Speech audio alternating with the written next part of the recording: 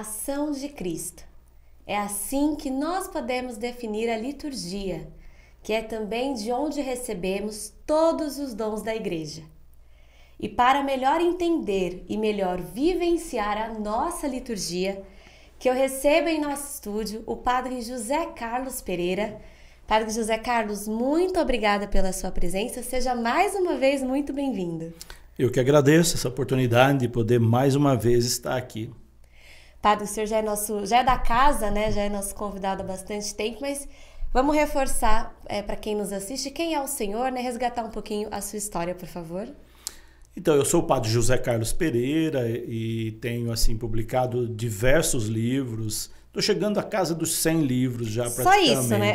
Isso, 98, alguma coisa. E só com a Paulus eu devo ter aí mais de 30 títulos, né? E tenho especialização em algumas áreas. Fiz o pós-doutorado em antropologia social, depois antes o doutorado em sociologia, antes o mestrado em ciência da religião, e tenho trabalhado muito com dioceses, com paróquias, dando formação. Cada vez que sai um título novo, tem sempre pedidos para assessorias em paróquias e em dioceses. Então, essas oportunidades são muito importantes também para ir divulgando esse material que eu venho produzindo. Informações que enriquecem, né, e ajudam a gente melhor celebrar a nossa própria igreja. E sobre esse livro, né, A Arte de Celebrar, que a gente vai conversar mais profundamente hoje, Padre, uma coisa que me chamou a atenção já de cara foi o título, a palavra arte e a palavra celebrar. Quando, né, o senhor foi escolher o título desse livro, o que a gente pode dizer que essas palavras têm em comum e por que o senhor decidiu uni-las nesse título? Liturgia sempre é um tema que me encanta. Tanto é que eu já dei muitas formações sobre liturgia e esse livro é um livro que, para mim, me é muito caro no sentido de valorizar a liturgia.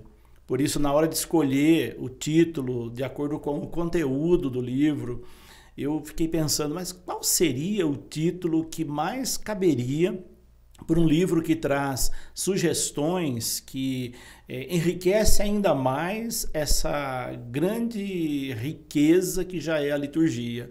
E então eu pensei, depois de muito tempo, refletindo, à medida que eu ia preparando o livro, falei, a arte de celebrar seria um tema adequado. Arte porque a arte tem o poder de dizer o indizível.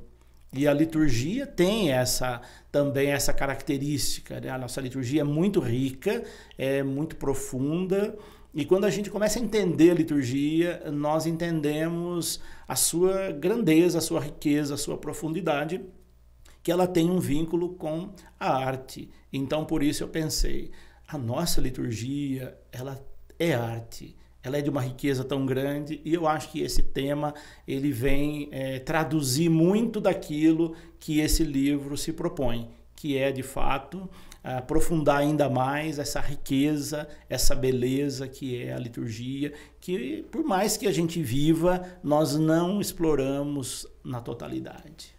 E acho que essa preocupação é inclusive, né, do Papa Francisco, pois em 2022...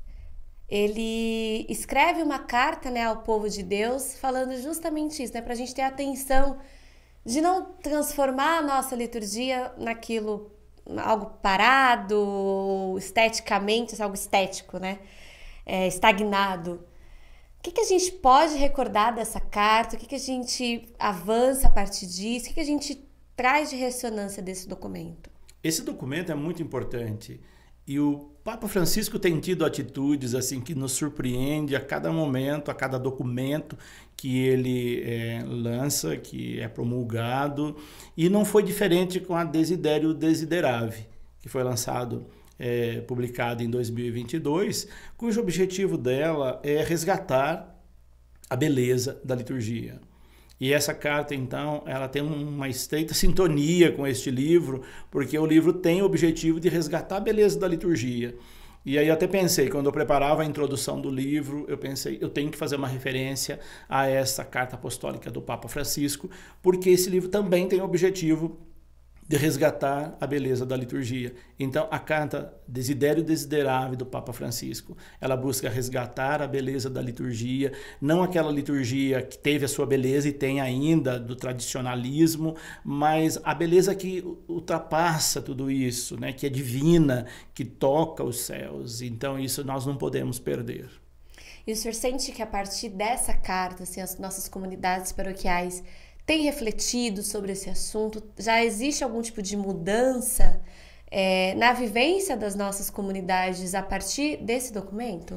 Eu tenho percebido que existe sim uma preocupação com a liturgia nas comunidades. Eu tenho passado por diversas paróquias, tanto em formação como também como pároco, e eu sinto muito que tem essa preocupação com a liturgia. Tanto é que eu tenho um canal no YouTube que a prioridade dele é a liturgia.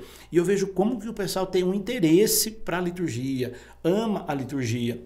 E quando sai alguma coisa sobre liturgia, as pessoas procuram, elas gostam. Então esse documento do Papa Francisco, ele veio abrindo portas para aquilo que já é uma sede que as pessoas têm, de resgatar aquilo que a liturgia tem de belo, sem exageros, mas também sem relaxo. Nós temos que ter o equilíbrio. Liturgia é equilíbrio, liturgia é harmonia, e ali então o Papa Francisco vai nessa linha, né, de falar da harmonia, de falar desse equilíbrio da liturgia que nós precisamos ter, e as pessoas estão sedentas disso. É claro que existem alguns grupos aí que destoam dessa realidade, mas a grande maioria eu sinto que está muito sintonizada com aquilo que o Papa Francisco pede, de resgate da beleza da liturgia, de vivê-la plenamente. Ai, que bom. E a vivência, acho que da liturgia começa justamente com o calendário litúrgico, né? Eu acho que pessoas que ainda estão no início da formação até podem se confundir um pouquinho de como que se divide, né? Que é um pouquinho diferente do nosso calendário civil. Como que a gente consegue explicar para essas pessoas o que é o nosso calendário litúrgico, quando ele começa, quando ele termina, o que tem ali no meio? Conta pra gente um pouquinho. E até porque nós falamos ano litúrgico, né? Isso. E aí falamos, estamos chegando ao final do ano litúrgico, ou estamos começando um ano litúrgico. Mas a gente ainda está em dezembro. Isso, exato. As pessoas falam, nossa, estamos em novembro, dezembro, já está falando do final do ano. Há sim essa confusão entre o ano civil e o ano litúrgico. E é muito bom esclarecer isso, né? Que o nosso calendário litúrgico, o nosso ano litúrgico, ele termina antes do ano civil. Enquanto que o ano civil termina no dia 30, 31 de dezembro, o ano litúrgico, o calendário litúrgico começa com o primeiro domingo do Advento. Então, o nosso ano litúrgico, começa sempre no primeiro domingo do Advento, depois ele perpassa todos os 5 tempos litúrgicos, né? Ele é cíclico. Quando eu costumo falar do tempo do ano litúrgico para as pessoas, eu sempre peço para elas mentalizarem um círculo, porque ele é cíclico, né? Ele vai passando em 3 anos os 5 tempos litúrgicos, passando do Advento, do Natal, do tempo comum, da Quaresma, da Páscoa, e depois retoma o tempo comum. O tempo comum ele é dividido em 2 partes, é o tempo mais longo da liturgia. Nós temos 34 semanas, então o tempo litúrgico ele é dividido, não chega a ser no meio, mas ele é dividido lá pelo 7º e 8º domingo, aí interrompe, entra novamente um outro tempo litúrgico, depois ele é retomado e vai até a festa de Cristo Rei, que é o 34º domingo do tempo comum. Então, nesse tempo, nessas 34 semanas, se reflete sobre a vida pública de Jesus.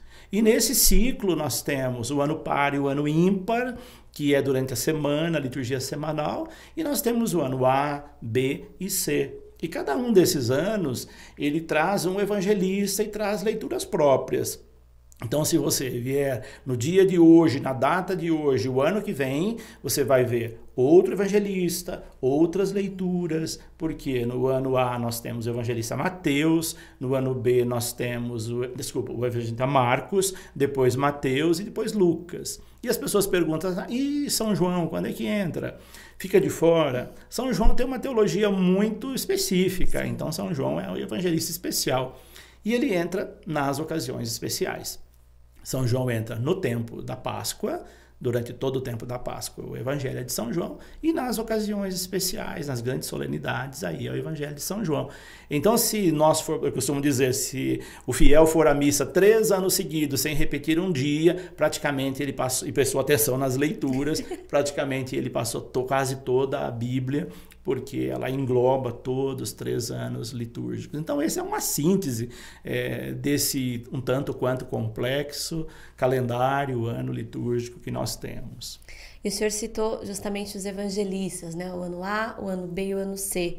Além, né, o que a gente consegue destacar, né, da teologia e da forma de escrever de cada evangelista, como que a gente consegue, assim, como que a gente vive o ano A, como que a gente vive o ano B, como que é essa diferenciação para, às vezes, quem não está tão ativo em alguma formação, que é aquele fiel mesmo que acaba só frequentando as missas, como que a gente consegue diferenciar isso? As diferenças são muito tênues, precisa ser muito atento para perceber, né? Os 3 evangelistas dos 3 anos litúrgicos, eles são conhecidos como sinóticos, porque eles têm uma similaridade. Então, os evangelhos são similares. Por exemplo, no ano A nós vamos ter a passagem, uma passagem bíblica de um determinado evangelista de Marcos. Aí no ano B nós vamos ter aquela mesma passagem bíblica, porém do evangelista Mateus, e no ano C de Lucas. E eles têm pequenas diferenciações, embora o evangelho seja o mesmo. Cada evangelista ele tem um perfil, uma característica. Então, por exemplo, a preocupação de Marcos, o evangelista Marcos, é definir quem é Jesus. Então, se você pega o evangelho de Marcos, no ano A, aquele texto vai ter aquela tônica, né, de definir quem é Jesus, de buscar mostrar quem é Jesus. Essa é a direção. Aí se você pega o evangelista Lucas, ele já tem um outro enfoque. Embora seja o mesmo evangelho, ele vai ter um outro enfoque. E assim sucessivamente. Essas características, elas são muito subliminares, quase não dá para perceber, mas eles têm cada um deles tem uma característica própria daquele evangelista, sendo o mesmo evangelho, narrando cada um à sua maneira aquele mesmo evangelho. Isso também é uma riqueza muito grande, porque você tem interpretações diferentes de um mesmo texto. Sim. Aquilo que nós chamamos em liturgia, em homilética, de hermenêutica. Então, a pessoa faz uma hermenêutica de um texto bíblico. Isso que está também uma riqueza. Sim. Por exemplo, quando nós pegamos esse livro aqui, um desses daí, da Liturgia da Palavra 1 e 2, né? Que foi livro sobre homilias que a Paulus publicou. Ali tem um ponto de vista meu, do autor, né? A hermenêutica que eu fiz daquele texto. Um outro, que vai fazer uma outra reflexão, um outro autor, ele vai dar um enfoque daquele mesmo texto diferente. Isso é uma riqueza muito grande e que os evangelistas trazem isso com muita ênfase, com muita categoria, e aí também está a riqueza e a beleza da nossa liturgia, sobretudo a liturgia da palavra. Maravilha. E acho que também bastante característica e talvez não tão sutil são os tempos litúrgicos, né? O senhor falou brevemente, mas queria que a gente aprofundasse um pouco mais, né? Assim, como que eu sei que eu estou vivendo a quaresma? Como que eu sei que eu estou vivendo o advento? Como que eu sei que eu estou vivendo o tempo comum? Como que eu consigo me situar no ambiente se eu, por exemplo, não frequento a missa todo domingo? Assim, como que eu consigo me situar nesse tempo e espaço? Excelente a sua pergunta, porque essa é uma dúvida que muita gente tem. O tempo litúrgico, ele tem uma tônica muito específica, né? Vamos pegar o primeiro tempo do calendário, que é o tempo do advento. Então, ele tem toda uma característica própria. O eixo central do tempo do advento é preparar para o Natal do Senhor. Os textos bíblicos vão falar da primeira parte, ele é dividido em duas. A primeira parte da segunda vinda e depois os outros 2 domingos da primeira vinda, que é o nascimento de Jesus. Então, quando nós começamos o tempo do advento, ele está falando da vinda de Jesus, só que 2 semanas, primeiro domingo e segundo domingo, é da segunda vinda.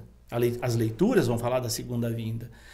Mas não é o Natal? Não, o Natal começa a ser enfatizado a partir do terceiro domingo, terceiro e quarto domingo, aí fala do Natal. E ele tem característica, por exemplo, a cor litúrgica, cada tempo tem sua cor litúrgica. O tempo do Advento e o tempo da Quaresma tem a cor roxa, com a diferença que no terceiro domingo do Advento usa-se uma cor rosada, que é o domingo Gaudete, que é o domingo da alegria. E na Quaresma tem o quarto domingo, usa-se todo o tempo cor roxa, que é a cor da penitência, da preparação, da expectativa, do Natal e da Páscoa, tempo de penitência também. Só que no quarto domingo da Quaresma, aí já é o domingo Letare, é também domingo da alegria, onde se usa a cor rosada. Então esses dois tempos litúrgicos usam a cor roxa. Depois nós temos o tempo da Páscoa e o tempo do Natal, que se utiliza cor branca, que são tempos festivos. A cor branca sempre aparece nos tempos litúrgicos festivos, nas solenidades. Então se usa a cor branca, sempre que tiver uma cor branca, sabe, ali é uma missa de festa, de solenidade. Então se usa nesses dois tempos, né? O tempo do Natal, que é a alegria do nascimento, e o tempo da Páscoa, que é a alegria da ressurreição. E depois nós temos a cor vermelha, que é utilizada, que não tem um tempo litúrgico com a cor vermelha, mas ela é utilizada lembrando o martírio, né? Então, quando celebra-se um mártir, aí se utiliza a cor vermelha. A paixão, por exemplo, na Sexta-feira Santa, se utiliza a cor vermelha do sangue na cruz. E, enfim, tem toda uma característica lembrando o martírio, o sangue derramado. Ali é a cor vermelha. E depois nós temos a cor verde, que naquele maior tempo litúrgico, que são as 34 semanas do tempo comum, que se utiliza a cor verde.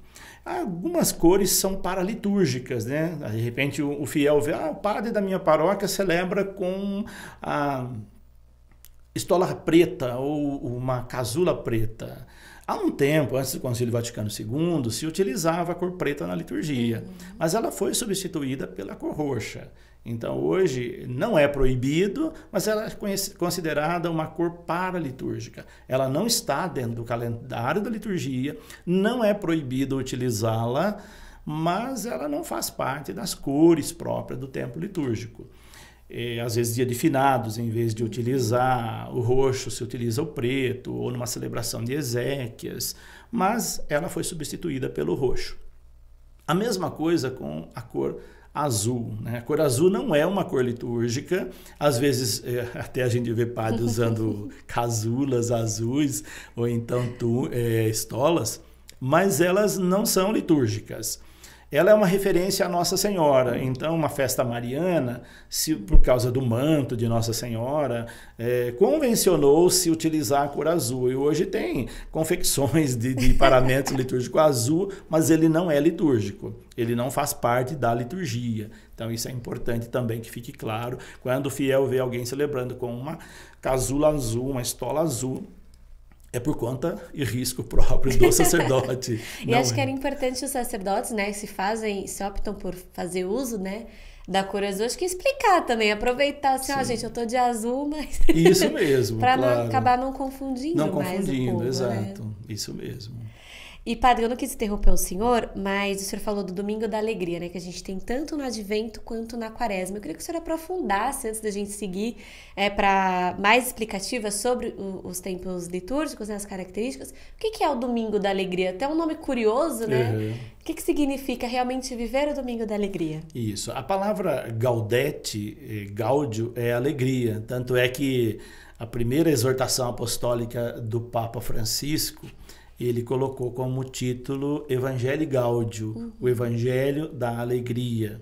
Liturgia é alegria. Sim. Mesmo que seja uma liturgia da Quaresma ou do Advento, sempre celebrar é uma alegria. Então, como o Advento e a Quaresma são uma espécie de travessia num deserto, deserto da nossa vida, desertos simbólicos, a Quaresma, os 40 dias aí de travessia do deserto, os 40 anos de travessia do deserto, os 40 dias de Jesus no deserto. Então, no meio desse deserto tem um oásis, é como encontrar um oásis no meio do deserto, onde você vai se abastecer e dizer, olha, não vou viver a vida toda num deserto. lá uma luz no fim do túnel, aonde brilha a esperança. Então esse domingo ele funciona, eu estou usando uma metáfora aqui, né? Esse domingo ele funciona como se fosse na travessia desses desertos, seja do Advento ou Quaresmal, você encontrou ali um oásis para você matar sua sede, abastecer, vislumbrar uma luz lá no final, que é a alegria do Natal e a alegria da Páscoa. Por isso, então, esses domingos são domingos da alegria e a liturgia faculta o uso da cor rosa. Lembrando que não é obrigatório utilizar rosa no terceiro domingo e no quarto domingo da Quaresma, mas é uma sugestão, né, que pode ser roxo ou rosa. A maioria hoje já tem consciência, não, vamos usar rosa. Aí as comunidades abusam do rosa nesse dia, então já tem paramentos rosa. E, o terceiro domingo do Advento e o quarto da Quaresma, praticamente todo mundo hoje usa a cor rosa, né? Lembrando essa alegria, lembrando essa beleza da liturgia. Ai, que bonito. E a gente sabe, né, que a história da igreja é muito antiga e algumas adaptações e mudanças foram acontecendo ao longo dos séculos para justamente falar ao povo da melhor forma. Eu acho que grande parte, ou talvez as mudanças mais significativas, são após o Concílio Vaticano II. A gente consegue criar uma linha histórica e falar assim, olha, até o Concílio Vaticano II era assim, e a partir disso a gente tem a liturgia como a gente conhece. Como que a gente consegue diferenciar esse antes e esse depois do Concílio Vaticano II, padre? É muito claro, né? É um divisor de águas, podemos dizer, na liturgia, o Concílio Vaticano II. A grande mudança da igreja se deu com o Concílio Vaticano II. Então, para aqueles que não sabem, o Concílio Vaticano II, ele inicia com João XXIII, lá no início da década de 60, e ele vai ser concluído com Paulo VI, lá em 1965. Então, nós temos praticamente quase 5 anos de concílio. E nesses quase 5 anos de concílio da igreja, concílio ecumênico, a igreja deu uma guinada na liturgia. Eu diria que a maior mudança da igreja foi no âmbito litúrgico. Por quê? Até o Concílio Vaticano II, a liturgia era uma liturgia tridentina. Era uma liturgia com elementos do Concílio de Trento. Os concílios que vieram depois de Trento, inclusive o Vaticano I, ele não fez grandes mudanças na liturgia tridentina. Quem fez a mudança radical na liturgia tridentina foi o Concílio Vaticano II. E o Concílio Vaticano II, a grande mudança foi que a liturgia passou a ser rezada na língua vernácula, ou seja, cada país poderia agora rezar na sua própria língua. Não era mais padronizada o latim continua sendo a língua oficial da igreja, mas hoje já não se celebra mais em latim, hoje é um rito extraordinário, porque o rito ordinário, o rito que está em voga, é o rito do Concílio Vaticano II, onde cada país reza na sua língua. No nosso caso aqui, nós rezamos a missa em português, porque o Concílio Vaticano II determinou que cada país rezasse na sua própria língua. E aí, então, as pessoas passaram a entender de liturgia, porque até então era uma beleza de algo que você não entendia. Perfeito. A liturgia latina, ela é belíssima. Ela leva a espiritualidade, mas você não entende. Agora, aqueles que quiserem podem entender, porque cada ritual da missa, ele tem um significado. Por isso, até quando eu preparei esse livro, A Arte de Celebrar, que eu peguei cada momento da missa com seu ritual próprio, e ali eu fui colocando elementos que pudessem evidenciar aquele momento. Por exemplo, o ato penitencial.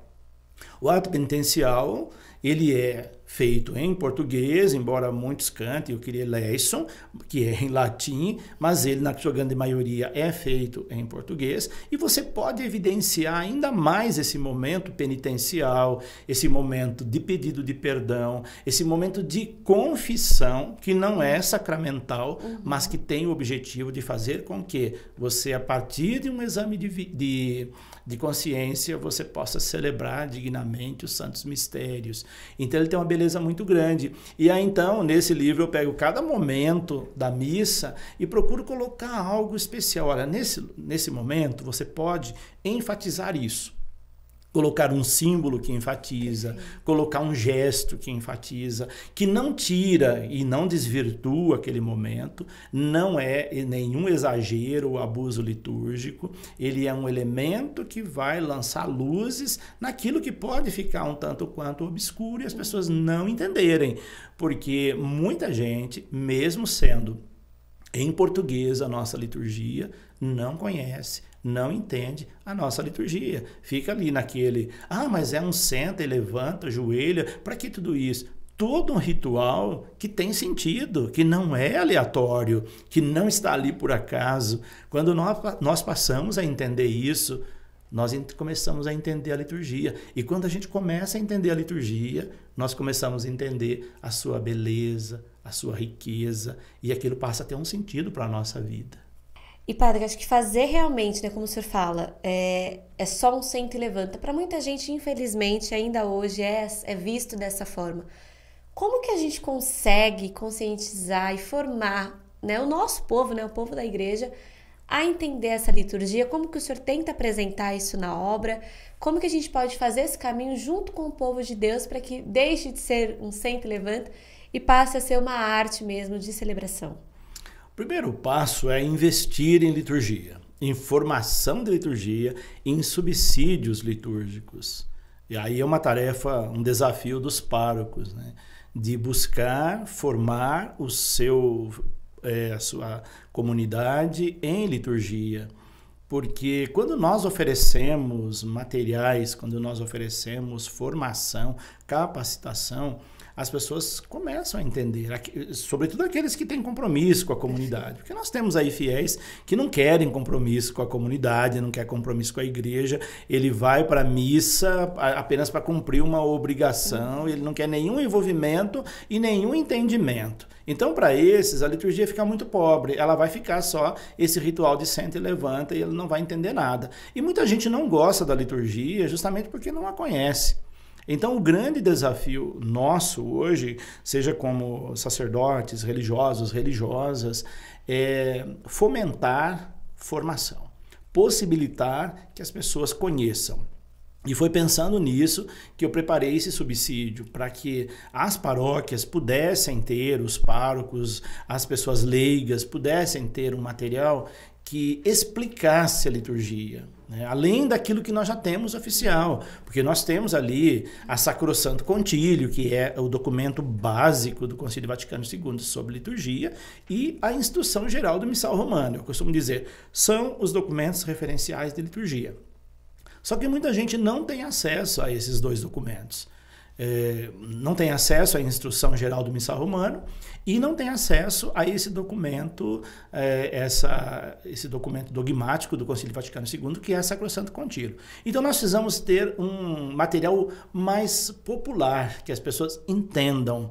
E foi nisso que eu preparei esse subsídio, esse livro, A Arte de Celebrar, para buscar oferecer para as pessoas leigas, as pessoas que elas não têm conhecimento teológico, mas elas têm sensibilidade de entender que cada gesto, que cada palavra, que cada texto bíblico, que cada ritual, ele tem um significado, estão muito bem concatenados. Nada que o fiel faz lá na Assembleia, durante a missa, é aleatório.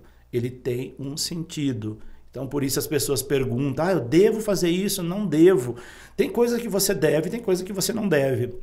E quando a pessoa não conhece liturgia, ela acaba fazendo aquilo que ela acha que vê os outros fazendo e faz, sem saber por que está fazendo. E às vezes faz coisa errada. Vou abrir um parênteses aqui, vou citar um exemplo. Eu estava numa missa, celebrando uma missa recentemente, e eu vi uma pessoa estendendo a mão na hora da consagração, né? Eu falei, mas a pessoa está consagrando, ela não é padre? Quem estende a mão na hora da consagração são só os sacerdotes, nem o diácono faz isso. Ela estava assim, porque ela viu outros padres concelebrantes estendendo a mão e ela achou que era para todo mundo estender a mão. Aí eu percebi que em muitos lugares os leigos estendem a mão na hora da consagração. Esse gesto de estender a mão na hora da consagração é um gesto de consagração. São só os ministros ordenados que fazem isso. Então, isso é um desconhecimento da liturgia. Alguém teria que dizer para ela, não, você pode estender a mão em qualquer horário que você quiser, menos na hora da consagração, porque na hora da consagração é somente o sacerdote que estende a mão, ou que está presidindo, e os concelebrantes. Aqueles que não é sacerdote, no caso do diácono, ele não pode estender a mão, porque ele não tem o sacramento da ordem presbiteral, só diaconal, e muito menos o povo leigo. E as pessoas não sabem. E outros também, eu posso ficar ajoelhado durante toda a oração eucarística? Poder você pode, não é proibido, e até não, o próprio instrução do missal romano não vai dizer se o fiel quiser ficar, ele pode ficar, mas não tem muito sentido. Você fica ajoelhado durante a consagração, que é um gesto de profunda reverência ao sagrado, aquele momento, ao ápice da celebração eucarística, que é o momento da consagração. E naquele momento, às vezes, a pessoa ajoelha e fica de cabeça baixa. Que é pior ainda, né? Pior ainda, por quê? Por que o padre eleva o cálice e a patena com a Eucaristia no momento da consagração, da transubstanciação? É justamente para as pessoas visualizarem. Se você abaixa a cabeça naquela hora, você está perdendo aquele momento de contemplar, de visualizar, que está sendo elevado para você que está ali. Não é para abaixar a cabeça naquela hora. Tem um momento que você abaixa a cabeça, que é aquele momento em que o padre terminou, ele faz a genuflexão e você faz a vênia, a reverência, lá no banco onde você está. Quando a gente conhece liturgia, a gente sabe, eu estou fazendo isso por causa disso. E começamos a entender e a gostar da liturgia. Então, buscando evidenciar todos esses momentos que aí nesse livro, cada momento da missa, eu vou dando algumas sugestões. Olha, você pode fazer isso, acrescentando, você vai entender melhor a liturgia. Eu acho que quando a gente não tem essa formação, quando a gente não tem o entendimento, a gente corre muitos riscos, né, padre? Risco de não viver bem, risco de às vezes fazer até alguma coisa errada. Quais outros riscos a gente consegue pensar por falta desse entendimento que as pessoas algumas vezes têm sobre a nossa liturgia? Eu costumo dizer que o pior risco é o da rotinização do sagrado. E isso vale para padres também. Porque se o padre reza mecanicamente, ele está rotinizando o sagrado. A missa não é para ser celebrada mecanicamente. E já vi muito padre rezando missa mecanicamente. E isso é muito desagradável, porque você não pode rotinizar o sagrado. Então, quando você não conhece, você vai celebrar por obrigação, por tradição. As pessoas perguntam, a missa tal dia é missa de preceito, eu sou obrigado a ir à missa nesse dia. Eu fico pensando, mas você está indo à missa obrigado, que coisa mais desagradável. Seria melhor você não ir, porque a missa não é algo que a gente tem que ir porque é obrigado. Ali porque é algo que preenche a nossa vida, que nos alimenta, é o nosso combustível espiritual. Não é porque eu sou obrigado. Você chega diante de uma mesa com pratos suculentos, você diz, eu sou obrigado a comer. Então, você vai se alimentar ali por prazer, não é porque você é obrigado. O dia que a missa tornou algo obrigado para você, é sinal que você não entendeu a liturgia, não entendeu a beleza, o sabor, a riqueza da liturgia. E isso falta muito ainda, porque há muitas pessoas que não descobriram essa beleza, essa riqueza da liturgia. E acho que o desafio é ainda maior quando a gente está falando da nossa juventude, né? Eu acho que os jovens, em alguns momentos, essa é uma experiência que eu tenho até assim de convívio na comunidade paroquial que eu frequento, assim, eu acho que é ainda mais difícil fazer com que o jovem entenda a beleza dessa liturgia, né? Até quando o senhor falava de as pessoas ajoelham, né, e ainda abaixam a cabeça, eu me recordava de uma catequista minha, que ela até falava, e aí faz pior, ainda fica rezando na hora que não é pra rezar. Isso mesmo. Começa a pedir pelo pai, pela mãe, por todo mundo da família, que a gente vai ter vários outros momentos para fazer essa oração e não é aquela. Mas o jovem, eu acho que assim, fazer ele entender que não é só um senta e levanta, que não é uma obrigação, é um desafio ainda maior, né, padre? Como que a gente, como igreja, pode tentar ajudar? Sim. Os jovens foram, continuam sendo e serão sempre um grande desafio para a igreja. E a igreja despertou essa preocupação com os jovens por causa da importância deles lá na Conferência de Puebla em 1979 no México. Ali a igreja da América Latina fez opção preferencial pelos jovens, junto com a opção preferencial pelos pobres, que foi levantado lá na Conferência de Medellín em 68. Sim. Desde então, os jovens passaram a ser prioridade. Até então se falava que os jovens eram o futuro da igreja. E Puebla vem e fala, não, os jovens não são o futuro da igreja. Os jovens são o presente, o jovem é o presente da igreja. E nós precisamos nos preocupar com os jovens. Agora, como fazer com que os jovens também se preocupem com a igreja, que tenha compromisso com a igreja, que se identifiquem com a liturgia, que gostem da liturgia? O que a gente percebe hoje? Nós percebemos hoje duas categorias de jovens, assim, dividindo geral em duas partes. Jovens que têm um modelo de igreja tradicional, que vai beber lá na fonte do Concílio de Trento, influenciado por alguns influenciadores digitais e ultraconservadores, por movimentos ultraconservadores, e faz com que esse jovem viva com a cabeça na Idade Média, que viva com a cabeça em Trento. E outros jovens que têm muita sede de Deus também, mas que ainda não conseguiu se localizar. São jovens que ficam como que meio deslocados na nossa igreja. Então nós precisamos atender essas duas categorias de jovens que são as mais evidentes, que são aqueles que estão na igreja com uma postura muito tradicional, que não condiz com a realidade do mundo de hoje e nem com aquilo que o Papa Francisco propõe. Isso é uma preocupação. E, por outro lado, aqueles jovens que ficam vulneráveis, né? Que não têm uma solidez, que não encontrou ainda essa beleza de celebrar. Por isso eu dizia que o jovem é um grande desafio, pela importância que ele tem, porque se nós não tivermos jovens hoje na igreja que despertem para o compromisso com ela, que se sintam pertença na igreja, que se sintam parte da igreja, nós não vamos ter futuramente igreja, porque também eles, quando adultos, eles não vão ter a responsabilidade que eles aprenderam na juventude. Por isso, o jovem continua sendo um desafio.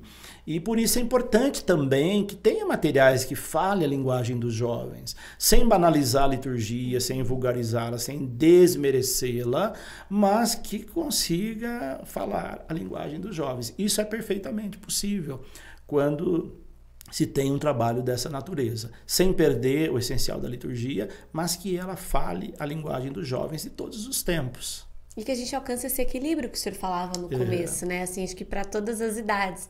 Para que não seja nem tradicional demais e não dialogue com o que a gente está vivendo nos dias atuais, mas que também não seja tão solto e tão sem objetivos. Sim, exatamente. Né? Dessa forma.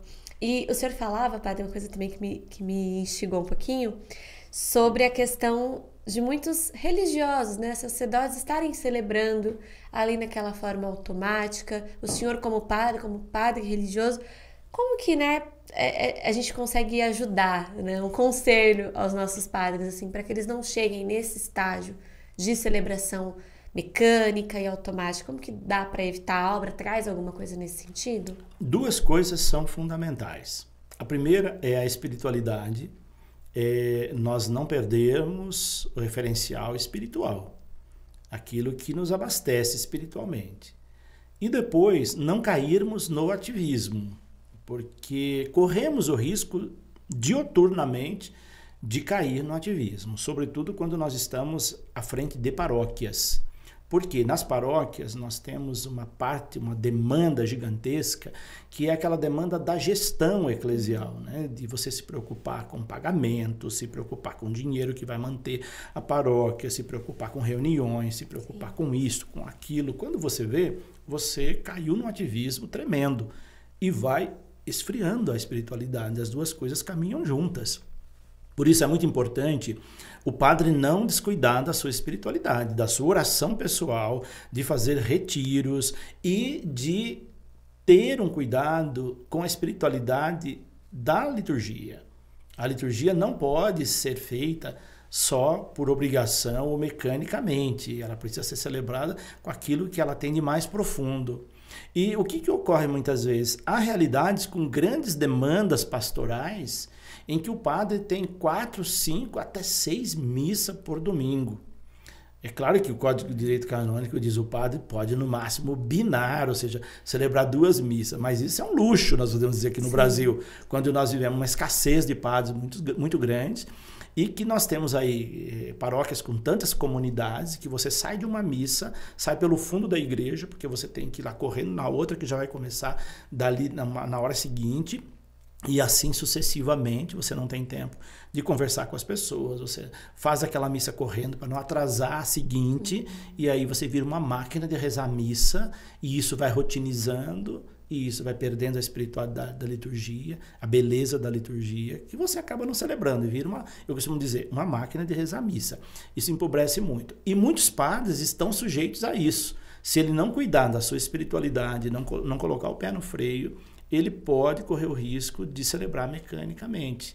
E às vezes nós vemos isso, às vezes padres idosos que já estão ali ainda em ação, que já celebraram tanto. Às vezes a missa fica tão rotineira que fica até desagradável de participar. A gente fica entendendo, eu não vou naquela missa que eu vou colocar entre aspas, ela é muito chata porque o padre reza mecanicamente. Então nós temos que, as pessoas percebem quando o padre reza mecanicamente, quando ele não está colocando a alma na liturgia, quando aquilo não é algo que vem de dentro dele, mas ele está só cumprindo uma obrigação. Isso fica muito claro. E o povo percebe isso. E nós, como padres, temos que ter esse cuidado para nós não cairmos nesse marasmo litúrgico, que é um empobrecimento muito grande. Acho que a gente pesou um pouco o clima aqui. Sim. Eu acho que são preocupações, acho que super válidas, mas eu queria terminar esse nosso episódio com um pouquinho de esperança, um pouquinho de leveza. De leveza. Boa. Os benefícios, né? Claro. Da gente celebrar de verdade, verdadeiramente, a nossa liturgia. Claro. Aí é que é também o objetivo desse nosso bate-papo hoje aqui, né? De nós nos preocuparmos com a liturgia naquilo que ela tem de grande e de belo, né? Nós nunca devemos perder esse referencial dessa beleza. Então, quando eu preparei esse subsídio, eu pensei, olha, eu quero ajudar a nossa igreja, ajudar os padres, ajudar nossos coordenadores de liturgia, o nosso povo, a celebrar com profundidade a liturgia, com essa leveza e essa beleza que a liturgia tem, que é possível fazer isso, desde que a gente não caia naquele extremo, né? Então, ter esse carinho, esse cuidado, esse zelo litúrgico. Acho que essa palavra é a palavra que mais ajuda a gente a entender. Ter zelo litúrgico. O zelo litúrgico é você cuidar desde os paramentos que você usa, você cuidar de cada gesto que você faz, você cuidar de cada palavra, como você profere essa palavra. Tudo isso vai expressando esse amor que a gente tem pela liturgia. Ele está em cada detalhe, aparece isso. Isso é perfeitamente possível, desde que a gente tenha amor pela liturgia e não rotinize o sagrado. E a gente só tem a ganhar, né, padre? Só tem a ganhar, essa beleza. Porque a liturgia toca os céus, como diz a Sacrosanto Contília no número 10, ela é fonte e ápice da vida cristã. Para ela tudo converge, dela tudo deriva, ou seja, ali se encontra tudo.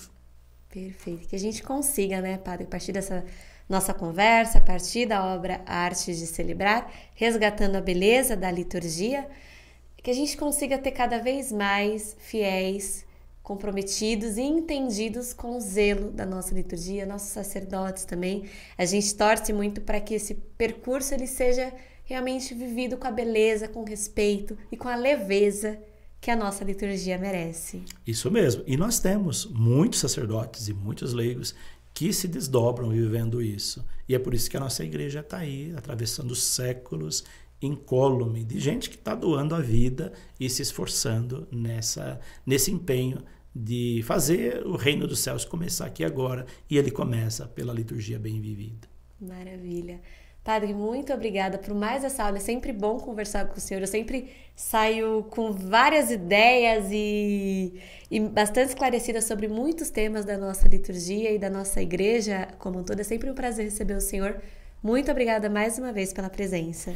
Eu que agradeço também mais uma vez e poder estar aqui falando desses materiais que a Paulus tem publicado e que tem ajudado tanta gente Às vezes eu encontro com as pessoas por aí e elas agradecem por esses materiais que têm ajudado tanto as pessoas, sejam na reflexão bíblica, sejam na vivência da liturgia. Muito obrigado. Imagina. E a obra A Arte de Celebrar e tantas outras do Padre José Carlos Pereira está disponível em toda a nossa rede de livrarias Paulus pelo Brasil. São mais de 36 ao todo. Também no nosso site loja.paulus.com.br, no Televendas, e não deixe de acompanhar também a Paulus na rede social pelo @editora Paulus. Até a próxima!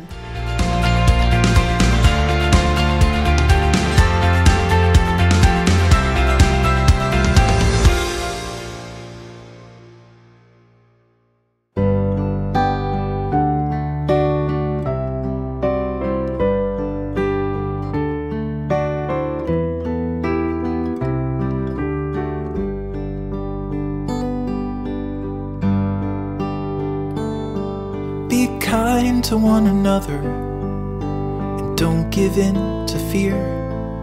That's all that I